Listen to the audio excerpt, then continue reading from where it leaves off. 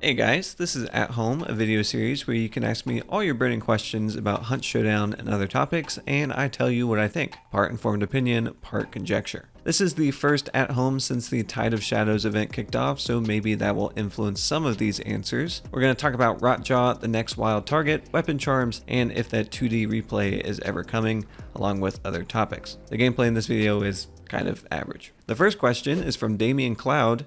Now that the novelty and hype of RotJaw faded a little bit, what is your opinion of her boss fight? And do you want her to stay in the game after the event with the rain? There were a lot of questions about RotJaw, and maybe that's just because of the picture I used, but I think that the reception to her and the idea of a wild target in general has been a bit lukewarm, and I think there's a few reasons for that. Personally, I'm okay with the difficulty of fighting RotJaw. If you know how to avoid her attacks, she isn't very hard to put down, but you don't want it to be too difficult because you're so exposed when you're out in the open like that. I think the reception to her trace system was really positive. You only need one trace to point you in the right direction, which is cool. It does feel more like a hunt that way compared to the clues. And another neat element of her spawning outside of the compounds is you can just happen upon her organically and have a fight in a place where you haven't fought in before. But she's a new addition, which means she has a few issues. One, currently RotJaw is only on the wildcard contract. I don't think we've gotten confirmation anywhere if she will ever appear in a standard contract, but if you just want to play daytime maps, that means you are giving up the chance to hunt RotJaw. I would love to see her appear randomly in a map queue, only knowing she's on the map once you find a trace. Also, her bounty is worth much less, like 100 or something. Hunting her on her own just isn't worth that much money, but Crytek can't just raise the value there because she often spawns away from the bounty in the compound, meaning teams could just take her bounty to extract, never having to fight another team. I saw that a lot in the early weeks. Another issue with fighting her is even if you do get the banish, you have to wait for that banish to finish out in the open, and then when you pick up that token, your team is marked on the map, but without the potential monetary gain of a standard bounty token. So I've seen the strategy in many lobbies to save RotJaw as a last resort to restore some health bars, or as a side quest after you've cleared the server for just that little extra bounty. I'm not saying there aren't interesting fights that happen around RotJaw or because of her. There are, but banishing her and taking her token makes you so vulnerable, especially in a trio queue where team sizes are indefinite. Maybe when the Tide of Shadows traits like Remedy and Instinct go away that restore health bars or let you find enemies, collecting RotJaw will be much more valuable, not only to find enemy players, but also to deny your enemy teams the restoration of lost bars. I like RotJaw and the potential for wild targets in the future, but as she stands right now,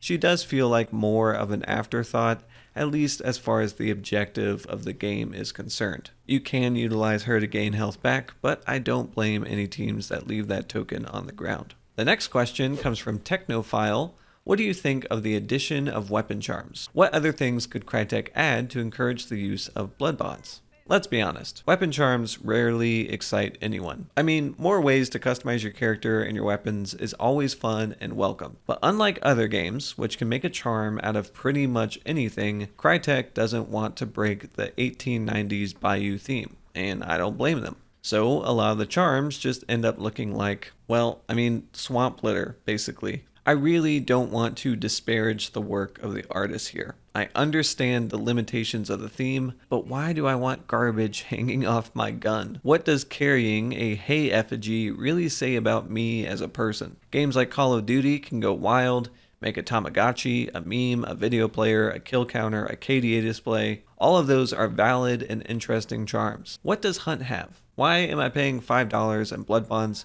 for these choking hazards? Crytek, I kid. But also, I'm serious, your charm game is weak. I'm going to say this next part at the risk of my hopes and dreams of having a creator skin. I guess Crytek could make charms for content creators like Siege did, but do people really want that?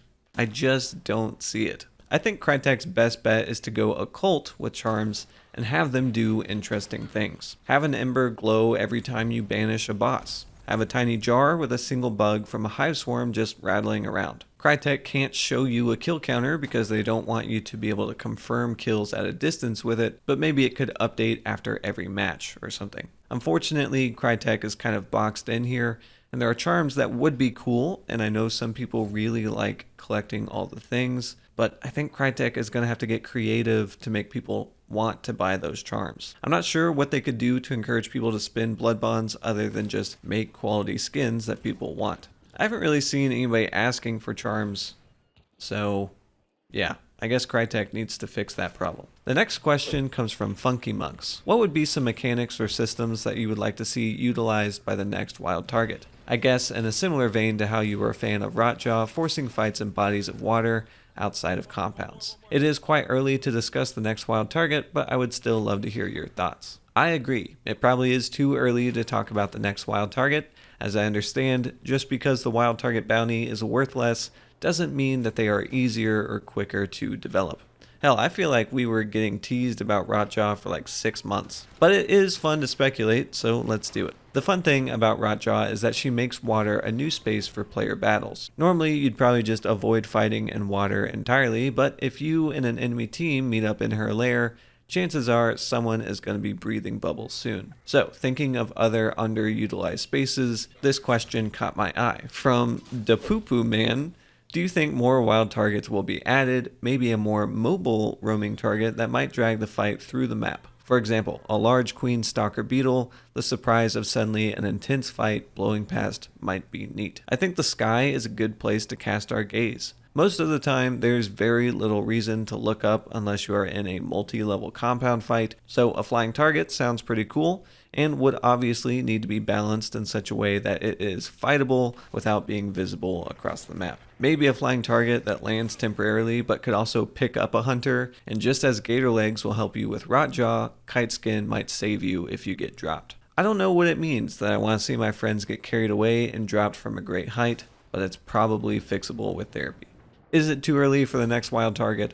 Almost definitely, but give me something with wings when it comes. The next question comes from Brad K. Drake. If any of the current pack traits would become a permanent addition, which one would you like to see be added or adjusted? I posed this question in a previous video I made this week, talking about an interview with David Fifield that mentioned the Tide of Shadows traits. In a similar way that solos can use Necromancer to revive themselves, it seems likely that some form of at least one of the traits in Tide of Shadows will make their way to the game after the event ends. So, of the 7 event traits, Death Cheat, Mariner, Gunrunner, Shadow, Remedy, Instinct, and Relentless, which one is the most likely to make its way to the game? I think the best candidate is Remedy because it feels like Crytek wants a way for players to restore their lost health chunks. That way, even if you take some damage during a fight but still come out on top, you don't have to debate leaving.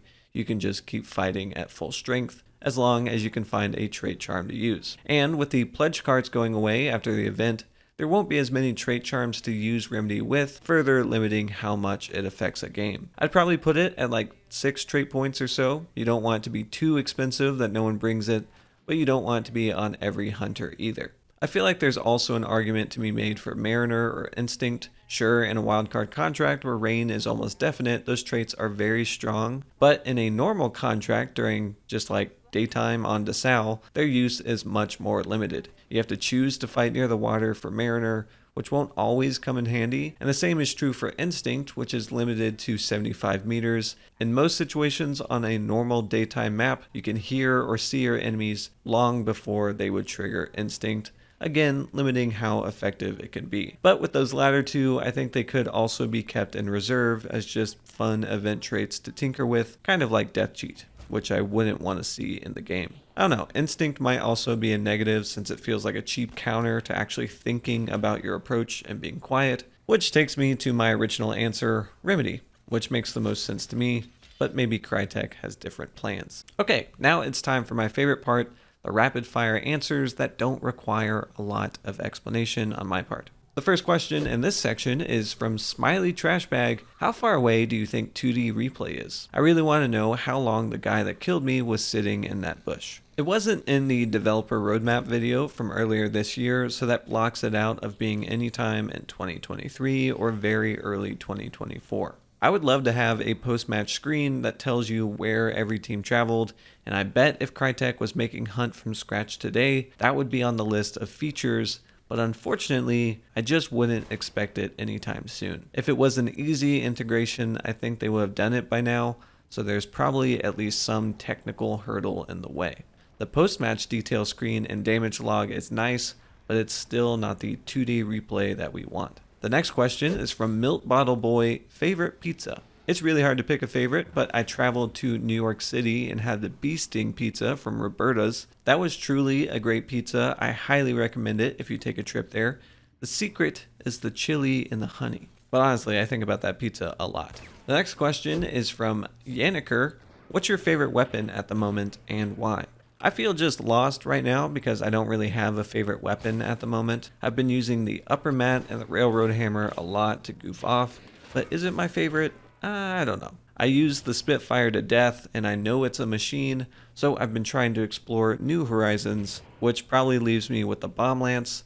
It's fun to use and it makes fun videos, but I guess all the combination weapons fall into that category. So maybe just all the combination weapons, that's my answer. And the last question comes from Chunky Snake. Do you think PC players are treated differently than console players? Examples include delayed events, lack of graphic updates, more settings on PC, etc. I don't think it's intentional. As I understand it, the updates have to be validated by Microsoft and Sony on those platforms, and I think Crytek has a problem where they're still supporting Xbox One and the PS4.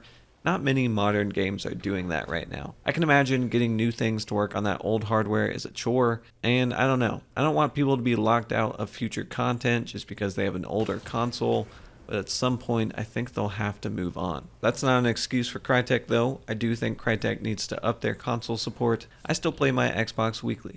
And that concludes this episode of At Home. Let me know your answer to the questions this month. Do you like RotJaw? Does she need tweaks? How can weapon charms be made better? What's your favorite pizza? Let me know down below. Be sure to like and subscribe if you enjoyed the video. And until the next one, goodbye.